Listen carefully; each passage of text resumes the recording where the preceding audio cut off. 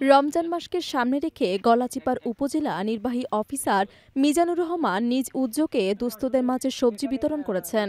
উপজেলার ঐতিহ্যবাহী দিঘির পাড়ে অবস্থিত তার নিজস্ব সবজি বাগান থেকে উৎপাদিত শাকসবজি স্থানীয় অসহায় মানুষদের হাতে তুলে দেন তিনি।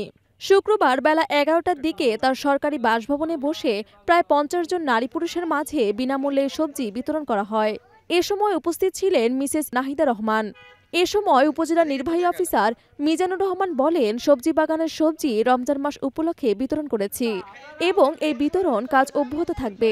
বিভিন্ন রকমের শীতকালীন সবজি চাষ করেছি এবং যেগুলো খুব ভালো ফলন হয়েছে। এবং তো যারা সাধারণ মানুষ তাদের মধ্যে অনেক আমাদের সবজি বাজার ছিল, সেই ডোনেট বক্সে আমরা দান করেছি।